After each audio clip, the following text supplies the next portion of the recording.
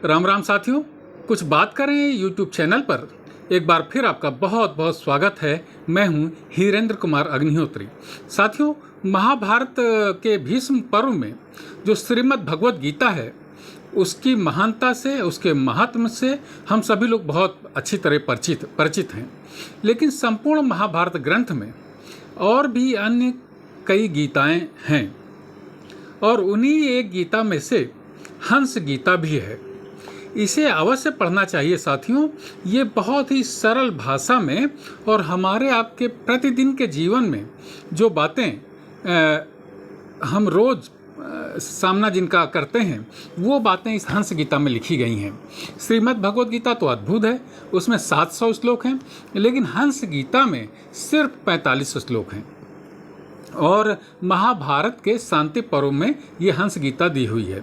तो साथियों, इस 45 श्लोक में से मैं आपको 4 या 5 श्लोक पढ़ करके सुनाऊंगा और आप भी जानेंगे कि इसको अगर नहीं पढ़ा महाभारत ग्रंथ में तो फिर क्या पढ़ा। साथियों, ये हंस गीता का इस तरीके से इसकी भूमिका बनाई गई है कि परमपिता ब्रह्मा जी हंस का वेश धारण करके एक बार तीनों लोकों में विचरण कर रहे थे। तो कुछ तपस्वी गण तपस्या कर रहे थे। जब उनके बीच में हंस के रूप में ब्रह्मा जी पहुँचे तो उन तपस्वियों ने इन्हें पहचान लिया और इनसे कहा कि परमपिता, आप हमें मोक्ष के संदर्भ में कुछ उपदेश करिए।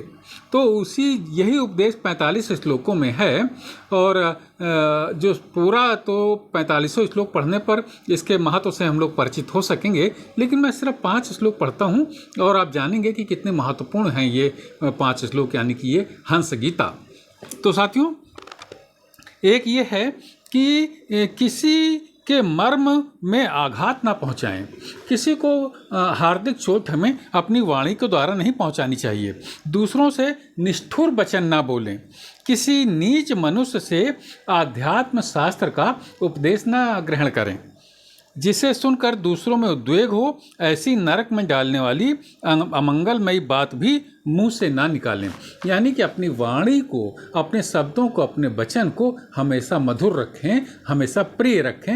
ये देखिए, हमारे आपके जीवन, रोज के जीवन में उपयोग में आने वाली बात है। इसके आगे क्या लिखते हैं कि वचन रूपी बाण जब मुंह से निकल पड़ते हैं, तब उनके द्वारा बींधा गया मनुष्य रात दिन शोक में डूबा रहता है। किसी को हम अप्रिय बात कह देते हैं तो वो रात दिन शोक में डूबा रहता है और वो आपके प्रति अच्छा सोचता है तो बुरा सोचने लगेगा और फिर उसके मन में प्रतिशोध की बात भी आ सकती है। इसलिए किसी को अप्रिय बात नहीं बोलनी चाहिए, क्योंकि वे दूसरों के मर्म पर आघात पहुंचाते हैं। इसलिए विद्वान पुरुष को किसी दूसरे मनुष्य पर वाणी के बाण का प्रयोग नहीं करना चाहिए। अगला देखिए साथियों, वेदाध्ययन का सार है सत्य भाषण। सत्य भाषण का सार है इंद्रिय संयम और इंद्रिय संयम का फल है मोक्ष। यही संपूर्ण शास्त्रों का उपदेश है। अब कितनी सरल बातों में मोक्ष प्राप्त करने के लिए कितनी व्यवहारिक बात कही गई है इसमें कि हमें सत्य भाषण करना चाहिए। सत्य की परिभाषाएं कई तरीके की होती हैं।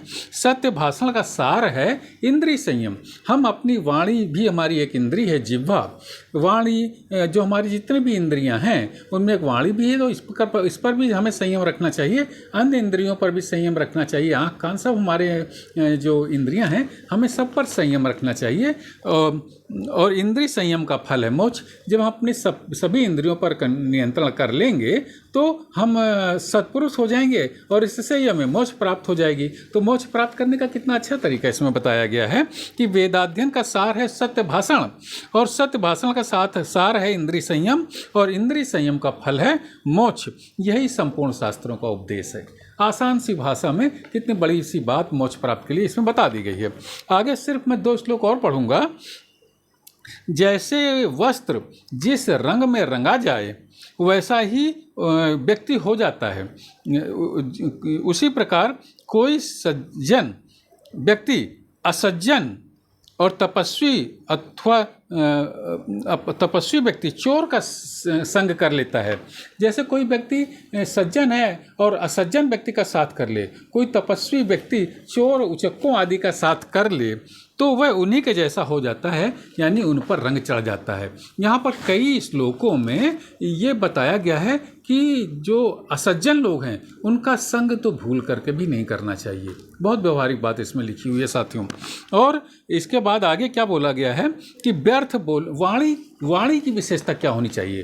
तो इसमें लिखा गया है कि व्यर्थ बोलने की अपेक्षा मौन रहना ज़्यादा श्रेष्ठ है। और सत्य बोलना वाणी की दूसरी विशेषता है, प्रिय बोलना वाणी की तीसरी विशेषता है, धर्म सम्मत बोलना वाणी की चौथी विशेषता है। तो साथियों, ये हंस गीता 45 श्लोकों की गीता है और इसमें बहुत सरल भाषा में हमारे नित्य प्रति के उपयोग में आने वाली सदाचार की बातें इसमें बताई गई हैं। अब इसमें देखिए वाणी हमें संयम करना चाहिए। हमें ऐसे लोगों का साथ नहीं करना चाहिए जो कि असामाजिक तत्व हैं। वाणी की विशेषता कितनी अच्छी बताई गई है साथियों कि हमें जो है प्रिय बोलना चाहिए और मौन रहना व्यर्थ बोलने से ज़्यादा श्रेष्ठ है। ऐसी बातें इस हंस गीता में बताई गई हैं साथियों, तो इसे अवश्य पढ़ना चाहिए। साथियों, ये वीडियो आपको कैसा लगा अपनी टिप्पणियों से मुझे बताइएगा और इसे लाइक करिएगा अगर आपको ये वीडियो पसंद आ रहा हो, और मेरे चैनल को अगर आपने सब्सक्राइब नहीं किया हो तो इसे सब्सक्राइब भी करिएगा। कल किसी और मुद्दे पर आपसे बात करूंगा, तब तक के लिए जय हिंद, वंदे मातरम।